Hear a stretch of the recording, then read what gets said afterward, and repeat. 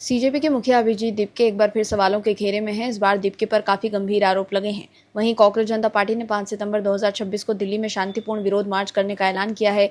CJP ने भारत सरकार पर 25 जुलाई को युवाओं के साथ किए गए वादों को पूरा करने में विफल रहने का आरोप लगाया है। लेकिन कहा यह जा रहा है कि इस प्रोटेस्ट को देखते हुए दिल्ली पुलिस भी पूरी तैयारी कर रही है। प्रोटेस्ट के नाम पर हिंसा करने वालों का स्वागत दिल्ली पुलिस इस बार अच्छे से करेगी। 20 जुलाई को राजधानी दिल्ली में हुई हिंसा और बड़े पैमाने पर हुए विरोध प्रदर्शनों के बाद दिल्ली पुलिस ने अपनी इंटेलिजेंस इकट्ठा करने की व्यवस्था में बड़े बदलाव करने का फैसला किया है। सूत्रों की माने तो दिल्ली पुलिस कमिश्नर अनुराग कुमार ने इंटेलिजेंस विंग और स्पेशल ब्रांच को निर्देश दिया है कि राजधानी में किसी भी बड़े प्रस्तावित विरोध प्रदर्शनों से कम 10 अहम जानकारियां इकट्ठा करें और उनका विश्लेषण करें। ऐसे में इस बार दीपके गैंग की मुश्किलें बढ़ती जा रही है। क्या है पूरी खबर, बताते हैं आपको इस रिपोर्ट में। दर्शकों, 20 जुलाई को जंतर मंतर पर हुए कांग्रेस जनता पार्टी के प्रदर्शन में घायल होने का दावा करने वाले बागपत निवासी विकास अग्रवाल सोमवार को कांग्रेस नेता राहुल गांधी से मिलने की उम्मीद में 10 जनपद पहुंचा। वहीं उसने आरोप लगाया कि प्रदर्शन के दौरान उसके हाथ में गंभीर चोट लगी और जिस हाथ का पहले ऑपरेशन हो चुका था उसमें 14 टाके आए थे। युवक ने इंटरनेट मीडिया पर प्रसारित वीडियो में मोबाइल में चोट और प्रदर्शन से जुड़ी तस्वीरें और वीडियो दिखाए।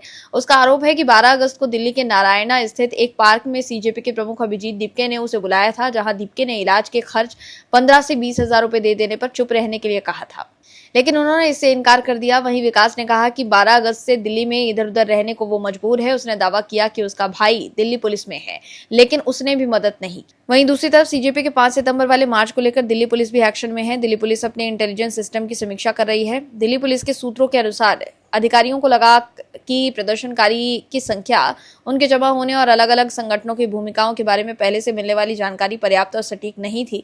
इसलिए स्पेशल ब्रांच को अब निर्देश दिया गया है कि वो सिर्फ प्रदर्शन की जगह और भीड़ के अनुमानित आकार के बारे में जानकारी इकट्ठा करने की बजाय ज्यादा विस्तृत और ऐसी जानकारी जुटाएं जिस पर कार्यवाही की जा सके। वहीं पुलिस अब विरोध प्रदर्शन में भाग लेने वाले व्यक्तियों की प्रोफाइल भी संकलित करेगी। इसके अलावा ये पता लगाएगी कि विशिष्ट राज्यों से कितने लोग आ रहे हैं।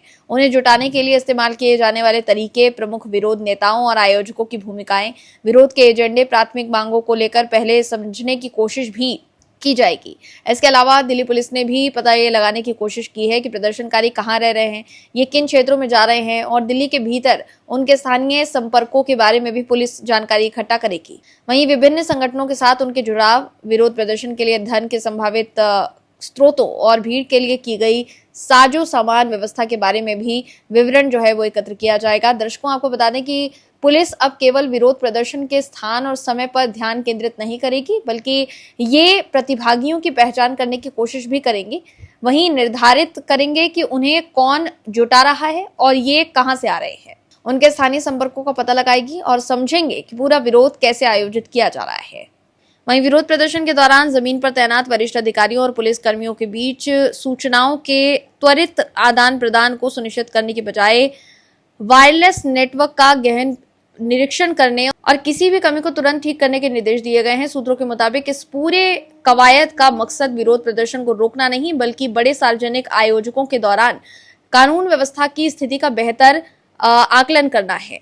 उन विरोध प्रदर्शनों पर विशेष जोर दिया जाएगा जिनमें दिल्ली के बाहर से बड़ी संख्या में लोग आते हैं या कई संगठनों की भागीदारी शामिल होती है। इसके अलावा भी पुलिस जोर शोर से तैयारियां कर रही है, राजधानी में कोई हिंसा ना हो सके। ऐसे में इस बार दीपके गैंग की चिंता बढ़ सकती है। वहीं 5 सितंबर को दिल्ली में सीजेपी के मार्च को लेकर शिवसेना यूबीटी के राज्यसभा सांसद संजय राउत ने कहा कि देश में लोकतंत्र है, लोकतंत्र में आंदोलन का महत्व होता है। आप युवाओं की ऊर्जा को कुचल नहीं सकते। आपने युवाओं से जो वादे किए वो निभाना पड़ेगा। कुल मिलाकर देखें तो एक बार फिर विपक्षी नेता सीजेपी के साथ खड़े नजर आ रहे हैं। Bureau report, OMS news. आप दर्शकों से विनम्र निवेदन है कि चैनल को सब्सक्राइब जरूर करें